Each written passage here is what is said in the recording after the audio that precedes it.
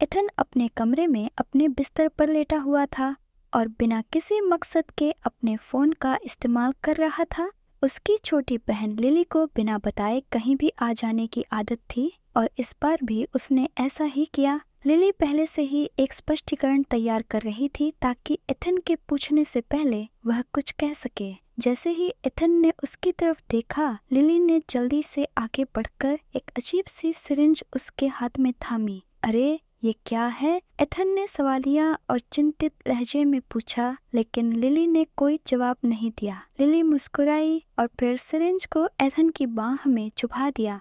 ओह, ये क्या किया तुमने लिली? एथन चिल्लाया और तुरंत पीछे हट गया। लिली ने कुछ नहीं कहा। उसने अपनी जेब से एक अजीब, लगभग भविष्य जैसा दिखने वाला रिमोट निकाला।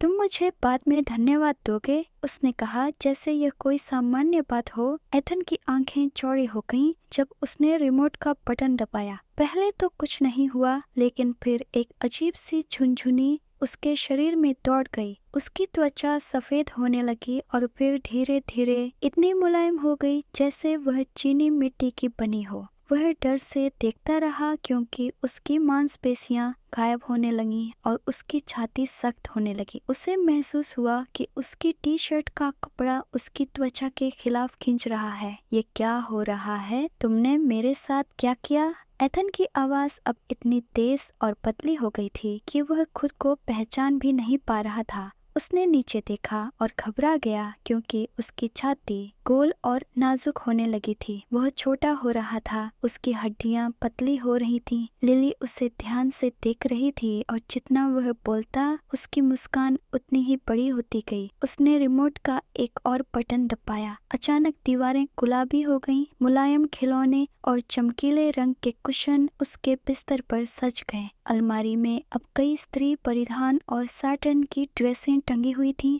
एथन ने अपने हाथ अपने चेहरे पर रखे और महसूस किया कि उसका जबड़ा और चेहरे का आकार बदल रहा था। उसके बाल, जो पहले छोटे और बेतरतीब थे, अब कंधों तक बढ़ने लगे। उसने गहरी सांस ली और उसकी नई आवाज डर और उलझन से भरी थी।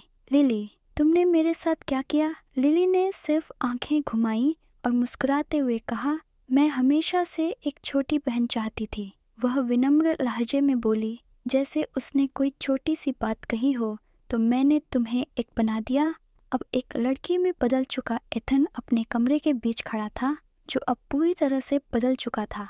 उसका शरीर पूरी तरह अलग था और दर्पण में दिखने वाला चेहरा पूरी तरह अपरिचित था।